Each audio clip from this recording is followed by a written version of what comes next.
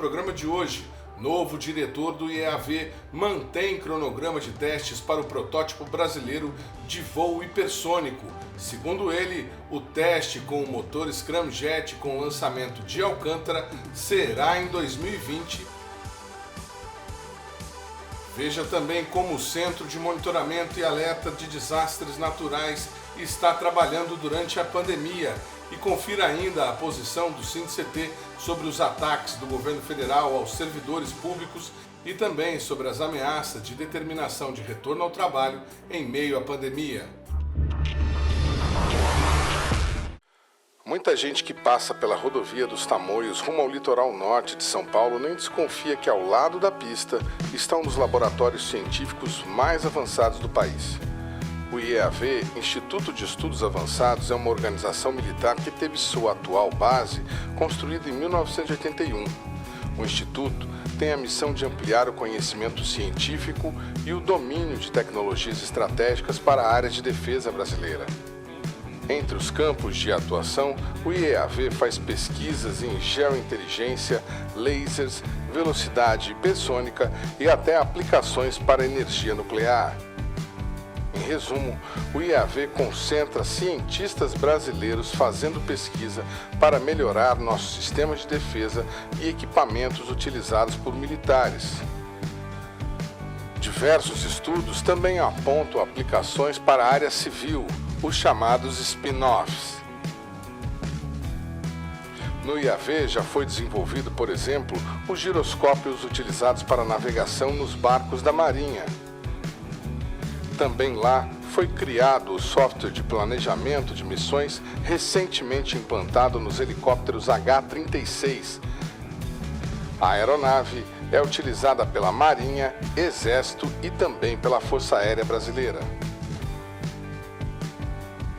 O carro-chefe da pesquisa no Instituto atualmente é o desenvolvimento de veículos capazes de viajar à velocidade hipersônica, 5 vezes maior do que a velocidade do som. O IEAV também está trabalhando para o aproveitamento de energia nuclear, desenvolvendo uma mini usina que poderá caber em uma caixa e ser instalada em locais sem acesso ao sistema de cabeamento elétrico tradicional. Além das pesquisas, desde 2012, o Instituto também desenvolve mão de obra especializada no país, com o programa de pós-graduação em Ciências e Tecnologias Espaciais. Muito bem, amigos do programa Brasil Consciência, nós vamos conversar agora com o novo diretor do IEAV, o Instituto de Estudos Avançados da Aeronáutica, que fica aqui em São José dos Campos. Eu estou falando do Coronel Engenheiro Fábio Andrade de Almeida, que assumiu recentemente o posto de comando desse instituto. Um pouquinho depois, acho que deu 3 semanas, já foi decretado a quarentena e o estado de isolamento social. Muito bom dia, Coronel. Obrigado por o senhor ter atendido a gente nessa tarde. E explica para a gente como é que está funcionando o seu instituto nesse momento, se é que está acontecendo alguma atividade. Boa tarde para quem está assistindo a gente. Verdade, depois, acho que cerca de um mês, um pouco mais de um mês depois de eu ter assumido aqui o IEAV, começaram as atividades, as restrições, né, de atividades aqui no estado de São Paulo, no Brasil todo. Felizmente, nós temos um planejamento, né? Todas as organizações aqui do DCTA, o próprio DCTA, tem os seus planejamentos, seus planos de trabalho, os planos setoriais. O que a gente tenta agora, na medida do possível, significa que alguns servidores estão trabalhando em casa remotamente, outros, por questões de grupo de risco também, teletrabalho. E com o efetivo remanescente, a gente aloca aqui em dias alternados, buscando executar o nosso planejamento que a gente tem para 2020. Esse planejamento para 2020, ele incluía, os nossos telespectadores têm bastante curiosidade a respeito desse assunto, o lançamento, o teste de um motor foguete hipersônico. Esse cronograma está mantido, Coronel, ou ele vai ter que ser revisado? Continua planejado. Continua planejado e estamos executando a preparação do protótipo para testar no final do ano. Uma campanha que envolve não só o IAV, mas outros institutos do DCTA. Tem sido muito interessante ver toda a dinâmica da execução, porque é uma campanha que acaba explorando todas as vocações de cada um dos institutos. O IAV como um instituto de pesquisa básica e pesquisa aplicada, com o desenvolvimento do motor hipersônico. O IAEC tem uma competência já estabelecida de décadas na operação de veículos de sondagem. Nós temos 2 centros de lançamento operacionais no Brasil. Nós estamos mexendo todo o circuito aqui do DCTA para fazer essa campanha acontecer no final do ano. Por falar em centro de lançamento, o senhor, antes de assumir aí o IAV, o senhor estava no centro de lançamento lá da Barreira do Inferno, não é isso? A gente tem pouca informação desse centro de lançamento lá. O senhor costumava trabalhar com que tipo de teste? Quais os foguetes que o senhor utilizou durante esse período? Eu aproveito para pedir para o senhor comentar também. O senhor participou da fase preliminar, a definição da missão do VLM. Gostaria que o senhor falasse um pouco também desse novo lançador. A Barreira do Inferno é o primeiro centro de lançamento do Brasil, né? Eu fiquei lá, comandei aquela unidade por 2 anos. Foi muito gratificante, não só pela missão do centro, mas a cidade de Natal em si, a localidade é muito boa, a infraestrutura é consolidada. Dá gosto de ver que o Brasil, a Força Aérea, tem um centro consolidado. Então, por conta disso, acho que o CLBI ele teve ali várias fases, né? E hoje ele é um campo de testes, né? Ele tem, vamos dizer assim, demandas da Agência Espacial Brasileira, demandas locais ali de Natal, demandas da indústria aeroespacial, e está tocando bem a missão dela lá e apoiando também as atividades que são executadas no CLA. Mas quando o senhor comandou lá, teve lançamento, o senhor entrou em 2017, né? De 2017 até o final de 2019, o senhor assumiu agora no começo de 2020 o IAV. Aconteceram testes? Que tipo de testes foram esses? Quais os foguetes usados? Gostaria que o senhor puder compartilhar um pouco da sua experiência com relação aos testes com o nosso telespectador. Voltando até a pergunta anterior, né, da participação no VLM. O VLM é um projeto que acho que foi iniciado em 2009 ou 2010 no IAE. Ele consta do Programa Nacional de Atividades Espaciais, do PNAE, na versão atual. Fui gerente durante acho que 2014 até o começo de 2017. Participei de algumas fases importantes ali do projeto. Acho que eu acredito que a aposta agora, né, para retomar o voo orbital com desenvolvimento no Brasil.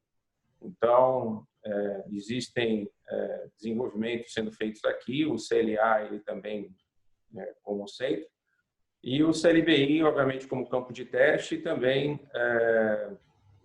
participando de outras missões, principalmente apoio à Agência Espacial Europeia, onde ele faz rastreio já há mais de 40 anos de tudo que lança lá da Guiana Francesa. Em falar em missão espacial, em trabalho europeu, o senhor conhece bem, o senhor teve um tempo lá na Alemanha, não é isso? Conta um pouco dessa experiência para a gente também, o que o senhor trouxe de lá? O Brasil ele já conta, o DCTA conta com uma cooperação de décadas. Eu acredito que vai completar agora, vai completar no ano que vem 50 anos de cooperação Brasil-Alemanha, em que o DCTA, o CTA é a parte brasileira mais envolvida e o Centro Aeroespacial Alemão, DLR, é a parte alemã.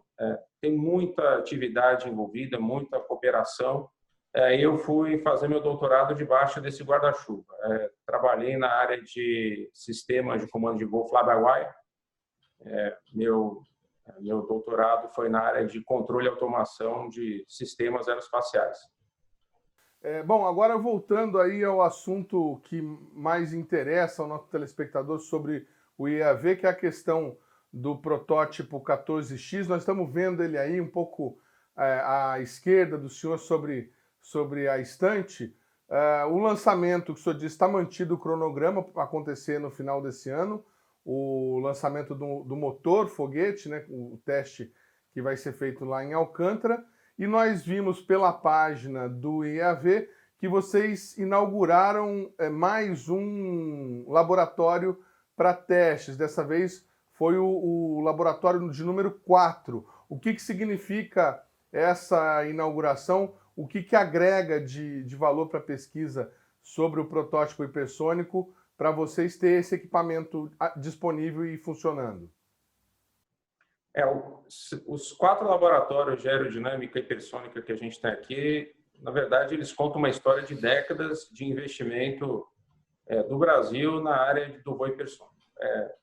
O Brasil já domina o voo atmosférico, domina ao ponto de ter inclusive, exploração econômica de produção nacional, né? A gente tem aqui indústria nacional consolidada, com reputação internacional.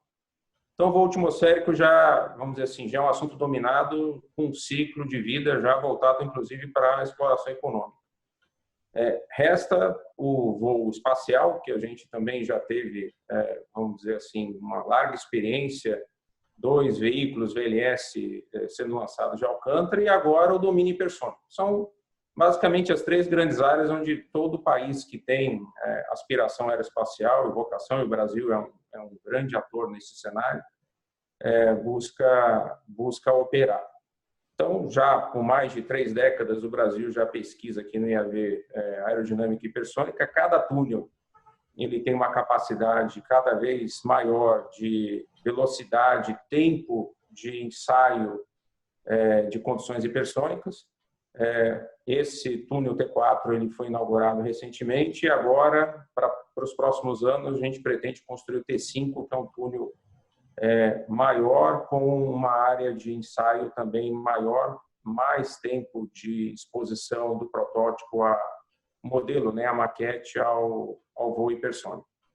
Tudo isso, obviamente, não substitui a necessidade da gente fazer ensaio em voo, porque as condições que a gente simula no laboratório são condições controladas, mas o voo hipersônico em si, ele não é só aerodinâmico, ele é um voo, eu vou dizer assim, não dá para dizer em porcentagem, mas também não está a dizer que é totalmente diferente, mas é um voo muito diferente do voo atmosférico que a gente conhece de transporte de passageiros. Várias questões, os materiais são diferentes, como você controla um veículo hipersônico é totalmente diferente de como você controla um veículo na baixa atmosfera. O sistema propulsivo ele é um sistema que tem que ser integrado a toda a estrutura do veículo, inclusive da aerodinâmica, para ter maior eficiência. Enfim, é um domínio novo, a gente investe nele, assim como outros países têm investido também, mas não é muita gente. E quem tem investido e quem tem pesquisado tem encontrado seus desafios, a gente tem encontrado os nossos também. O senhor está falando do T5. O T5 nós estamos mostrando, enquanto nós estamos conversando aqui, as imagens dos túneis em construção. O T5 é aquele que vai ter 1 para 1, ele vai caber um protótipo inteiro dentro dele para poder fazer o teste. É um projeto de infraestrutura de solo que já tem um convênio com fundação de apoio já estabelecida, os processos administrativos para ele estão bem encaminhados, já existe recurso vindo do Comando Aeronáutica para investir nesse túnel. É exatamente uma infraestrutura relacionada com a missão do Instituto, pesquisa básica direcionada, pesquisa aplicada, voltado para a investigação dos fundamentos físicos primordiais que a gente quer explorar. E agora, depois de décadas a gente explorando isso em laboratório, vamos tentar fazer um voo de um motor hipersônico a partir lá de Alcântara, usando um foguete já consagrado aqui do IAE, que é o VSP-30. É importante que importante mostrar que existe uma diferença. O Hexafly, na verdade, é um consórcio da Agência Espacial Europeia com a Rússia, com a Austrália, com alguns atores que também pesquisam voo hipersônico, e que o Brasil, ele muito provavelmente fará parte desse consórcio com algumas contrapartidas. Uma delas é que o lançamento do Hexafly também vai ser feito a partir de solo brasileiro, mas todo o protótipo, todo o desenvolvimento, grande parte vai ser feito com alguns países da Agência Espacial Europeia. Tem participação também da indústria europeia nisso, a Rússia, a Austrália, que tem um legado já aí muito consolidado na área de voo hipersônico. Enfim, estamos não só com os nossos desenvolvimentos aqui andando bem, como a gente coopera internacionalmente buscando obter conhecimento, transmitir experiência. Não dá para ter uma endogenia, né, nesse sentido. É bom a gente cooperar naquilo que é possível cooperar com outros atores externos. Muito bem, então agora ficou claro, esse teste de 2019 é o lançamento do motor scramjet que vocês estão desenvolvendo aí no IAV, e para 2021, então seria o lançamento aí já em parceria com o consórcio. O Brasil forneceria a base e a campanha de lançamento para esse planador aí. O Hexafly, interessante que ele tem 6 grandes áreas em que eles querem investigar e desenvolver conhecimento. No início, vai ser um protótipo que vai ser o complemento daquilo que a gente está fazendo. Enquanto a gente já está investigando o motor scramjet, né, que é um motor de combustão hipersônica, o primeiro protótipo dessa Hexafly vai ser um planador hipersônico. Então, ele não vai ter motor, mas ele vai explorar materiais, ele vai explorar aerodinâmica hipersônica, ele vai explorar guiamento e controle, uma série de outras áreas e disciplinas do voo hipersônico que a gente também quer ganhar corpo. O planador é um projeto todo do Hexafly. Eu acredito que são vários atores trabalhando ali de forma não competitiva, né? Ou seja, como é que você mistura e coloca todos juntos ali, né? Austrália, Rússia e Europa para trabalhar. Então, o escopo já está bem definido. Acho que o prazo de duração do projeto completo são 84 meses. Então, esses lançamentos do Hexafly, eles devem ficar ali um pouco mais à frente de 2021. Eu acredito de que não deve ser antes de 2022 as primeiras tentativas de lançamento deles. Perfeitamente. Bom, e outra informação que nos chega do IAV, mesmo durante a pandemia, é que vocês celebraram um convênio com a Universidade Particular lá de São Paulo, a Mackenzie, também para desenvolvimento do 14X. Que convênio é esse, Coronel? Como é que ele deve funcionar? O IAV ele, tem uma série de parcerias com instituições de ensino, centros de pesquisa, empresas públicas e privadas. Cada uma delas tem um objeto diferente, né? Com empresas, através da coordenação do DCTA, das relações institucionais, da gestão de inovação do DCTA, a gente busca ver o que a gente desenvolve aqui, como é que pode, qual o interesse que a indústria tem, para que aquilo ali reverta em benefícios para a União e reverta também em benefícios para a empresa. Essas discussões estão acontecendo também. E as discussões com as universidades, centros de pesquisa, eles são voltados principalmente para a formação de recursos humanos. Então, é muito voltado para a formação em nível de mestrado e doutorado, orientações, co-orientações, usando aquilo que a gente tem aqui de ostensivo dos nossos laboratórios. Bom, por falar em educação, vocês também têm aí no IAV, além dos pesquisadores, dos militares, vocês têm um grupo de pessoas que faz mestrado, faz doutorado e compõe aí o corpo técnico de pesquisa de vocês. Como é que está esse pessoal do estudo aí durante a pandemia? Eles estão em casa, estão recebendo instruções via internet, ou parou por enquanto e vai retomar num outro momento? Boa pergunta. Parar a gente não para, né? O teletrabalho ele veio para ficar.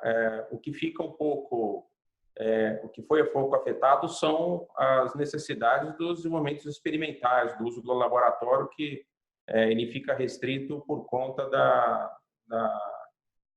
da indisponibilidade do pesquisador. Por exemplo, né, todos os nossos servidores acima de 60 anos, eles estão em casa por uma questão de determinação do Comando Aeronáutica. Não vale só para o IAV, vale para todo o Comando Aeronáutica. Acima de 60 anos é teletrabalho. Então, com essas particularidades, a gente tem que lidar e trabalhar e orientar. É importante de que o aluno de mestrado, principalmente de doutorado, é ele que trabalha naquilo que é ostensivo nosso e naquilo que é principalmente de pesquisa básica.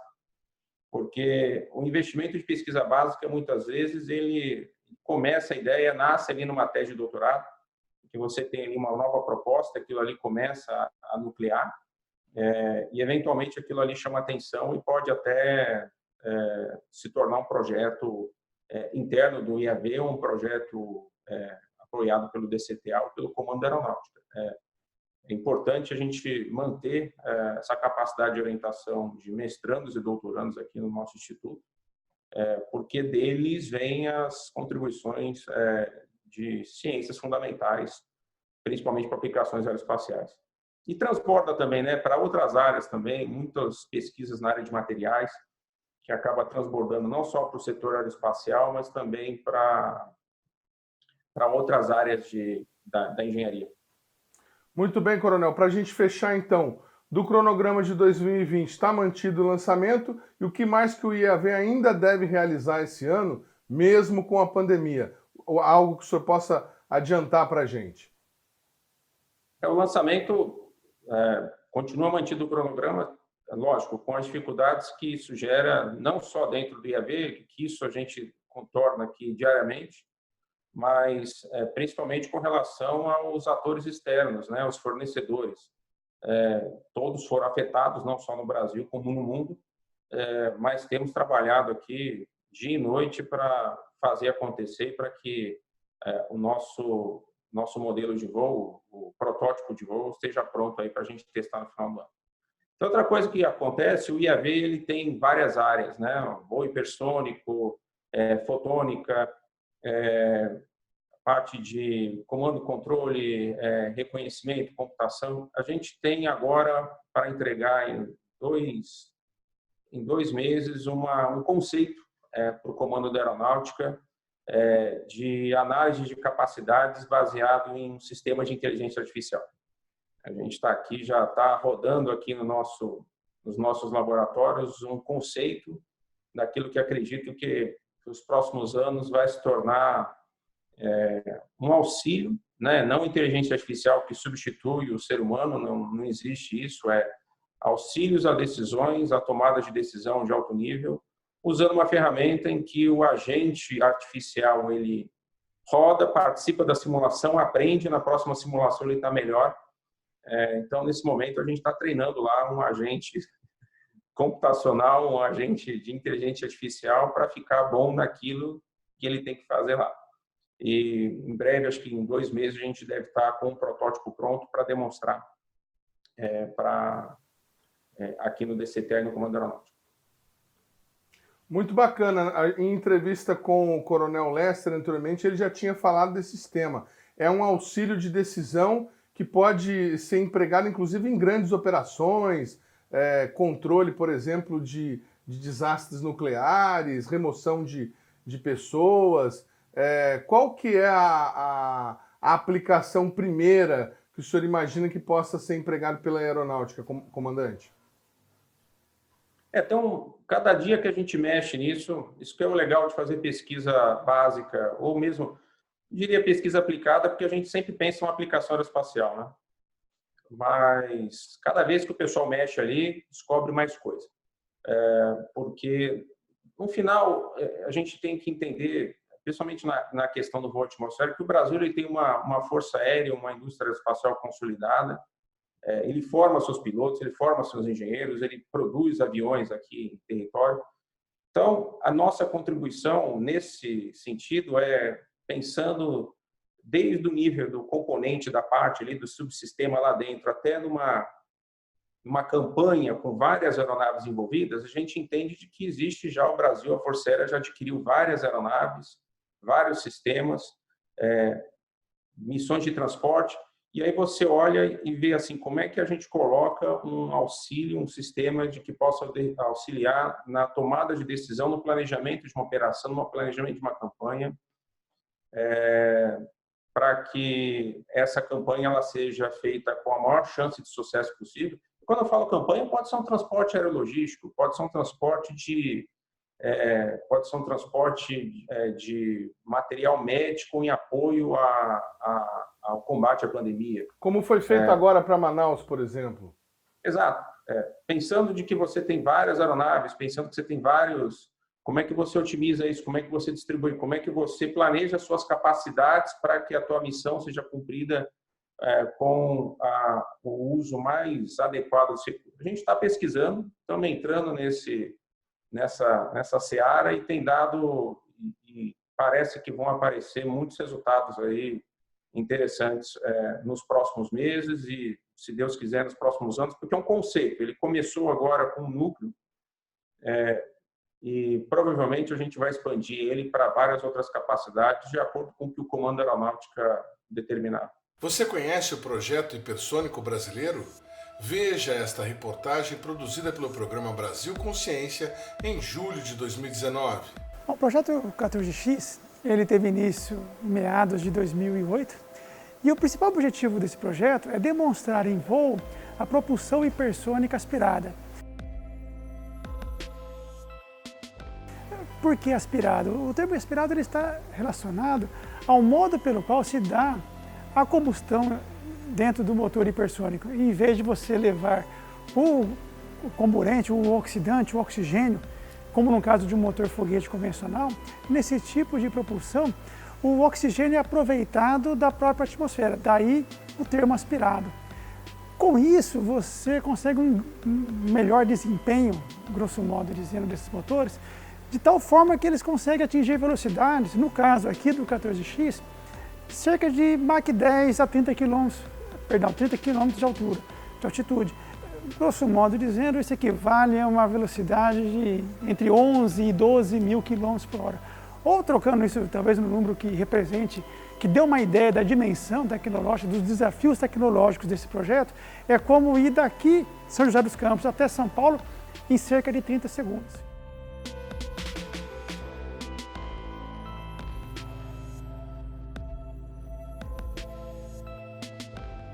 Aqui nós temos uma representação esquemática, né, do veículo 14X, onde basicamente nós podemos identificar duas grandes áreas. O motor hipersônico propriamente dito, os primeiros ensaios em voo desse motor são previstos para o biênio 2020-2022 e para a gente ter uma ideia do tamanho, essa seção aqui nós temos em torno de 1,5 m aproximadamente. Aqui nós temos a carenagem do veículo propriamente dito, cujo o sistema integrado, os ensaios em voo, os testes em ambiente relevante são previstos para o biênio 2026-2028 e o tamanho completo, total desse sistema integrado é aproximadamente cerca de 4 metros.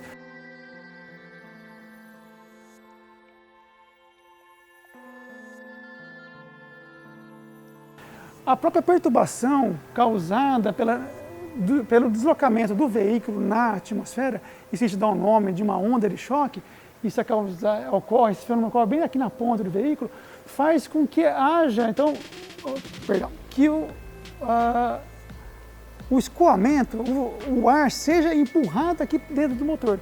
Isso gera, então, condições para você estabelecer um regime de queima em velocidades supersônicas. É isso que confere uma característica toda especial, uma performance muito maior para esses veículos. E, ao mesmo tempo, parte desse escoamento faz com que haja a própria sustentação. A asa do veículo é a própria seção que a gente chama aqui de intradorso, a parte embaixo do veículo.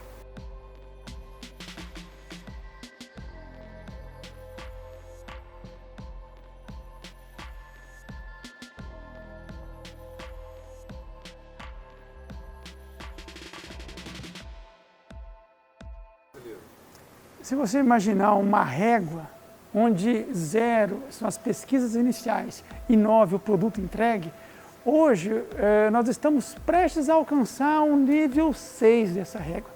com os ensaios em voo, ou seja, você testar o seu sistema em um ambiente relevante. Então, para chegar até esse ponto, nós contamos com a ajuda de vários outros institutos de pesquisa, universidades por meio dos seus alunos. Enfim, quando você tem um desenvolvimento técnico-científico até um TRL, esse é o nome dessa régua que eu acabei de mencionar, até um TRL em 3, 4, faz sentido você utilizar capacidades, competências já instaladas dentro do próprio tecido de ciência e tecnologia que o país, no caso o Brasil, possui. A partir de um certo desenvolvimento, é o mundo que nós estamos entrando agora, alguns dos atores começam a se modificar. Você começa a contar, por exemplo, com uma participação mais ativa do setor produtivo, das empresas. Hoje, efetivamente, isso já está acontecendo no projeto 14X, onde uma etapa importante do seu desenvolvimento, que é o projeto de engenharias de sistemas, ele está sendo conduzido por uma empresa contratada, que possui a competência de transformar, digamos assim, aquelas ideias, aqueles conceitos demonstrados em laboratório em um artefato onde eu consigo realmente demonstrar em voo. É um passo cada vez mais próximo do produto propulsão hipersônica.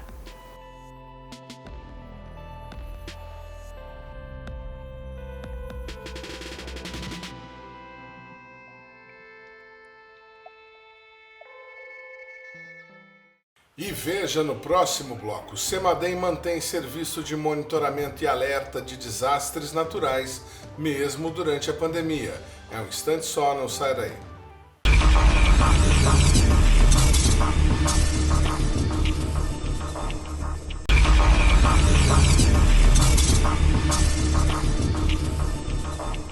Muito bem, amigo do programa Brasil Consciência, a gente continua falando dos serviços essenciais de pesquisa que estão trabalhando mesmo durante a pandemia. Nós vamos conversar agora com o Oswaldo Luiz Leal, ele que é diretor do CEMADEM, o Centro de Monitoramento e Alerta de Desastres Naturais, que fica aqui em São José dos Campos. Oswaldo, muito boa tarde, obrigado por você ter atendido o nosso convite e explica para a gente como é que vocês estão fazendo para continuar aquele trabalho todo de pesquisa com os municípios onde há risco de desastres naturais, desmoronamento, sem poder ficarem todos juntos lá no CEMADEM.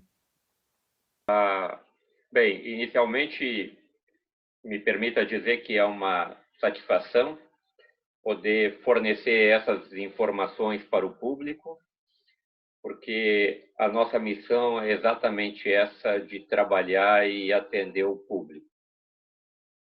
Bem, desde o dia 15 de março, quando nós tivemos o diagnóstico de o esposo de uma servidora estar com a Covid-19, nós tomamos a decisão de usar o home office como rotina normal de trabalho do CEMADEM. E logo em seguida, na semana seguinte, nós tivemos também o diagnóstico de um bolsista do CEMADEM, que trabalhava, inclusive, com aquela pesquisadora diagnosticada. Ou seja, nós tomamos uma decisão certa no momento em que a contaminação poderia se generalizar no CEMADEM. Uma peculiaridade que o centro tem é a sua estrutura física de trabalho. No CEMADEM existe uma estrutura única em que todos os tecnologistas, pesquisadores e administradores compartilham o mesmo espaço. E a separação entre eles é muito pequena.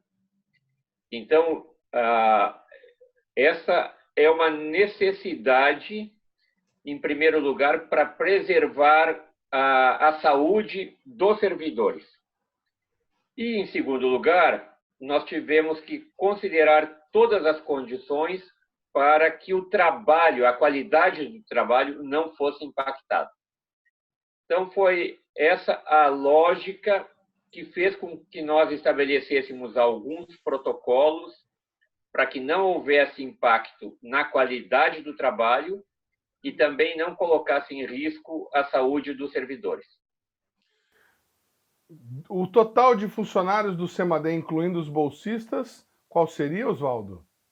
Hoje nós são 103 servidores públicos, mais 70 bolsistas aproximadamente. Ou seja, é um total de umas 170, 180 pessoas. Certo. E dessas 180 pessoas, então vocês tiveram 2 casos positivos lá no começo de março. Nós tivemos um caso positivo e o caso do esposo de uma servidora também positivo. E isso foi em meados de março. A servidora, no caso, não foi testada, então? Não, ela não foi testada, mas também não apresentou sintomas. Claro. Bom, mas... Naquela época não havia procedimentos padrões de testes, não haviam recursos no sistema de saúde para que todos fossem testados. E como ela não apresentou sintomas, não foi testada. Ainda era embrionário, realmente, no começo de março, todas as medidas estavam sendo tomadas ainda. Mas a partir do momento que vocês decidiram fazer o home office, recolher os funcionários, as instalações do CEMADEM, então, aqui no Parque Tecnológico em São José, estão fechadas, não tem ninguém trabalhando. Não, existem algumas atividades que são feitas lá. Por exemplo, todos os nossos serviços de terceirização está mantido. Os nossos serviços de suporte de tecnologia da informação também está mantido. E as atividades de gestão, essas estão mantidas. Ainda tem um mínimo de pessoas trabalhando. O restante está em casa. Entre eles, os pesquisadores. Exatamente. Entre eles, os pesquisadores, os tecnologistas de TI e também o pessoal de monitoramento da sala operacional. E a sala... o senhor me perdoe? Enquanto a gente está conversando, estamos colocando no ar para o nosso telespectador algumas imagens da sala de operação. É possível fazer aquele controle, aquele monitoramento sem essa sala bacana que nós estamos vendo aqui nas imagens? As pessoas que estão em casa e que moram nesses municípios com área de risco, elas estão protegidas ainda pela rede do CEMADEM? Não existe nenhum prejuízo para as nossas atividades de monitoramento e alerta. A sala, o serviço de operação continua sendo feito como se estivesse presencial. Nós temos um sistema que faz o controle online das atividades que estão sendo desenvolvidas. As escalas de trabalho continuam sendo realizadas e o importante é que nós, no encerramento de cada turno de 6 horas, o pessoal de plantão elabora um relatório para garantir de que o serviço estava operacional sem nenhum tipo de prejuízo. Aquelas informações todas, aquelas telas todas que a gente tem, vocês estão visualizando elas por meio da internet? E as conversas, aqueles debates que vocês tinham, está acontecendo como? Via conferência, como essa que nós estamos tendo agora? Exatamente. Quer dizer, cada operador tem à sua disposição as mesmas informações que estavam disponíveis na sala de operação. Quer dizer, eles possuem monitores que são capazes de fazer toda a visualização e também eles trabalham em um serviço de online. Não existe desconexão entre os servidores. E como é que fica, Oswaldo, a situação da pós-graduação que vocês abriram lá no CEMADEM para pós-graduação em desastres naturais, primeira turma, se eu não estou enganado, você me corrija, por favor, se eu estiver errado. Teria vestibular agora, inclusive, né? Bem, nós já houve a seleção da segunda turma. Nós tivemos uma semana de aula e depois as aulas presenciais foram interrompidas. Esse programa é em colaboração com a Unesp e as aulas continuam sendo realizadas são aulas virtuais, mas não houve interrupção do programa de pós-graduação. Muito bem. Bom, quem precisar de informações do CEMADEM, quem precisar interagir com as equipes do CEMADEM, que agora não estão mais todas lá no Parque Tecnológico, deve fazer o quê? Entra em contato por onde? Qual que é o mecanismo? É o mesmo mecanismo que havia anteriormente. Os mesmos telefones, as mesmas redes de comunicação continuam funcionando normalmente. Não há nenhum prejuízo de comunicação entre o CEMADEM e as defesas civis, entre os cidadãos e o CEMADEM. Não existe nenhum prejuízo de comunicação. Muito bem. A gente vê aqui também pelo site que vocês divulgaram uma nota de esclarecimento sobre o desastre natural lá da Baixada Santista. Será que você poderia comentar para a gente o que vocês divulgaram, o que o CEMADEM viu nessa situação toda? O que houve ali foi Deixe-me procurar as palavras adequadas para ser diplomaticamente correto, né? É muito importante que, nesse momento, a gente consiga fazer uma comunicação sem gerar mais ruídos. Os nossos sensores instalados na Baixada Santista ainda estão em fase de teste e de validação.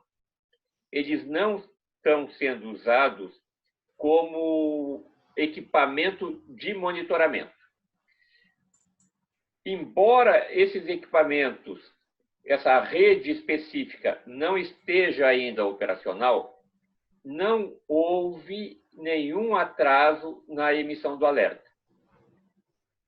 E o fato é que, quando aconteceu aquele desastre na Baixada, houve um ruído dizendo que aquele equipamento poderia ter, com 2 ou 3 dias de antecedência, ser usado para emissão do alerta. Essa informação não é verídica e também houve uma pequena mal-interpretação de que as defesas civis da Baixada Santista não levaram em conta essa informação do CEMADEM. Isso também não é verdade. As defesas civis da Baixada Santista atuam ombro a ombro com o CEMADEM, inclusive nos dão suporte para a instalação desses equipamentos, estão nos ajudando a coletar dados para validação, ou seja, a relação entre o CEMADEM e a Defesa Civil é uma relação não apenas protocolar, mas é uma relação também de extrema interação e cooperação. Então, esse foi o sentido da nota. Esclarecer que, em primeiro lugar, os equipamentos não estavam sendo usados para o monitoramento, estão em fase de testes, e, em segundo lugar, que as defesas civis não foram relapsas no uso daquelas informações. Esse foi o espírito dessa nota. Perfeitamente. Para quem está em casa e que não conhece o CEMADEM e o trabalho de vocês, acho que é importante esclarecer. O CEMADEM é um centro que faz a previsão de desastres naturais, não é isso, Oswaldo? E vocês têm um contato aí com as defesas civis espalhadas pelo Brasil todo. Explica um pouquinho, resumidamente, como é que é o trabalho de vocês e como que é esse trabalho ombro a ombro com a Defesa Civil Nacional. Eu agradeço pela oportunidade. O CEMADEM foi criado em 2011, depois daquele desastre histórico da região serrana do Rio de Janeiro. E a nossa missão é fazer o monitoramento das condições que podem levar a alguns tipos de desastres, que, por sinal, são os desastres que mais causam fatalidade no Brasil, que são os desastres relacionados a movimentos de massa, inundação, enxurrada. Então, para esses tipos de desastres, o CEMADEM tem a missão de desenvolver a ciência desses processos que levam a esses desastres fazer o monitoramento desses processos e, por conta desse conhecimento científico e desse monitoramento, emitir alertas antecipados para as defesas civis. Essa é a nossa missão. Nós monitoramos hoje monitoramos 958 municípios do Brasil e, desde a sua criação, mais de 13 mil alertas já foram emitidos. E veja no próximo bloco a posição do Sindicet diante dos ataques aos servidores públicos. E também a Fiocruz faz 120 anos. É um instante só, não saia daí.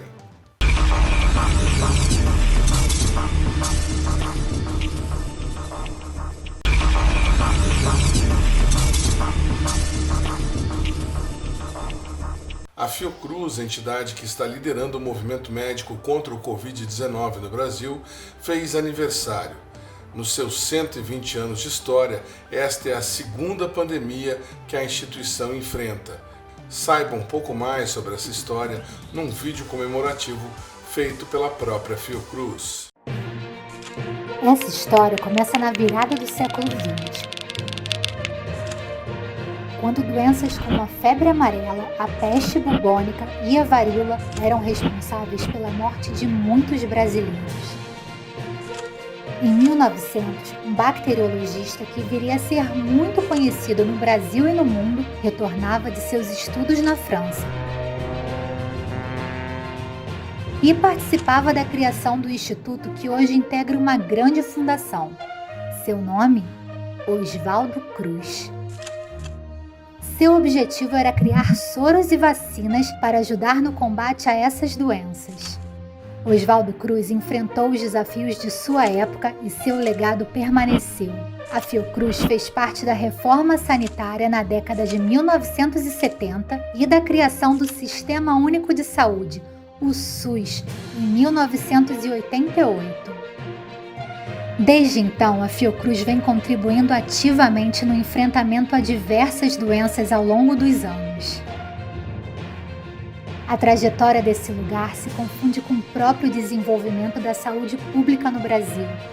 Em 2020, a Fiocruz completa 120 anos e, mais uma vez, direciona todos os seus esforços para salvar vidas e enfrentar a pandemia de Covid-19. E é com o empenho de seus profissionais e apoio da população brasileira que a Fundação Oswaldo Cruz reforça mais uma vez seu papel de referência em saúde e tecnologia, sem jamais deixar de lado seus princípios na luta por um sistema único de saúde acessível e de qualidade, sem nunca esquecer seu papel em defesa da vida.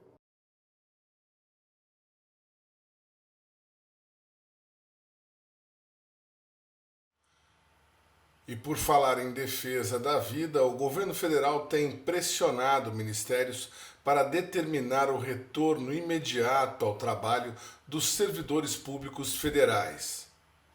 Uma comissão interministerial foi montada e o Sindicet está atento à movimentação. Primeiramente, é o erro histórico, isso vai ficar gravado na história, o erro histórico que esse governo está cometendo com relação à proteção da sociedade brasileira com relação a essa pandemia. Deveria ter agido, e deveria ter agido muito tempo atrás, inclusive governadores, inclusive prefeitos. Não fazendo uma quarentena, um isolamento forte, a coisa foi se espalhando, foi se diluindo, foi se contaminando. A população foi cada vez mais se misturando com os vírus. E o que aconteceu é isso que está acontecendo agora. Nesse instante, o que precisaria ser feito é um bloqueio total da sociedade brasileira, por um período de 15 dias, só funcionando alguns serviços estritamente essenciais. Por quê? Porque se você quebra completamente o fluxo de pessoas espalhando o vírus, naquele fator que nós estamos, de 2,9, uma pessoa contamina 2,9 pessoas, um absurdo. Se nós cortarmos isso, em 15 dias, essa curva vai ter uma queda 15 dias mais tarde, ou seja, dentro de 20, 25, 30 dias, essa curva vai estar super achatada. Mas o governo não toma essa decisão. Ele vai na contramão de tudo que os especialistas, cientistas, matemáticos pregam, observam. Ele vai na contramão. E agora ele insiste que vai fazer o retorno à atividade laboral presencial do servidor público, que é o único lugar que ele tem, servidor público federal, inclusive, porque municipal, estadual, os governadores e os prefeitos podem muito bem ter o seu controle. Então ele vai forçar a volta ao trabalho presencial do servidor público federal. Já tem ministério que já está pedindo essa volta. Por enquanto, não temos a manifestação do Ministério da Ciência e Tecnologia e do Ministério da Defesa. Mas o presidente, quem vê os programas que ele se manifesta, quem vê os vídeos que ele grava, quem vê as reuniões presidenciais que ele faz, ele vai brigar visceralmente para que se volte, como se isso fosse um ponto de honra, igual o efeito cloroquina, que ele insistiu, comprou, encomendou, que se compra cloroquina para a distribuição geral para salvar o brasileiro. No fim, descobriu-se, e já se sabia, não se salvava nada. O senhor considera, como funcionário do INPE, o senhor considera possível que o servidor volte, ainda que de maneira limitada, usando máscaras, com algumas precauções? O senhor considera possível a atividade presencial no INPE nesse momento? Nesse momento, eu não considero a volta dos servidores do INPE, do DCTA, nem do CEMADEM para uma atividade laboral presencial. Por quê? Porque agora que nós vamos entrar no pico da pandemia na cidade, na região, ou seja, um momento mais perigoso. E a comunidade seteana e a comunidade impeana é formada por elementos com mais idade. Mesmo que os que tenham mais de 60 anos continuem em casa, os que têm menos de 60 anos estão com 56, 57, 58, ou seja, continuam fragilizados. E muitos que têm diabetes e não sabem, muitos que têm problemas de coração e não sabem, e isso vai dar problema. O nível de contaminação dentro dos institutos vai ser muito grande. E não há necessidade disso. Não temos um foguete para lançar, não temos um satélite para lançar nos próximos dias. Temos pesquisa para fazer. O pesquisador e o engenheiro desses institutos, tanto do DCTA quanto do INPE e também do CEMADEM, estão fazendo um trabalho remoto muito bem. E eu ouvi declarações de pessoas que têm trabalhado muito mais e que o trabalho deles tem rendido muito mais. Ou seja, qualquer movimento que se faça na volta do trabalho presencial desses servidores é um erro de saúde e é um erro de produtividade. Repercutiu em todo o país o vídeo entregue pela presidência ao STF com a reunião ministerial do dia 22 de março e nela o ministro da Economia, o Paulo Guedes, chama os servidores de inimigos e fala que os inimigos vão ficar 2 anos sem reajuste. O que o SINDICT, a pessoa do presidente, pensa a respeito dessa declaração e sobre o trato do governo com o servidor? O que existe é um projeto muito bem implementado, maldosamente bem implementado, contra o servidor público. Já no governo Fernando Henrique, nós já éramos alvo. Fomos chamados de vagabundos. O próprio presidente, na época, FHC, chamou de vagabundos. Agora, Paulo Guedes nos chama de parasitas, nos chama de assaltantes e diz que nós somos inimigos e que colocou uma granada no bolso. E se vanglaria uma granada no bolso dos servidores. O que é essa granada? Ou seja, vai retirar aumentos salariais. A nossa categoria, que é de ciência e tecnologia, já está há 4 anos sem aumento. E vai ficar mais 2, 1 ano e meio, 2. Lembrando que que no final de 2021 já é ano eleitoral.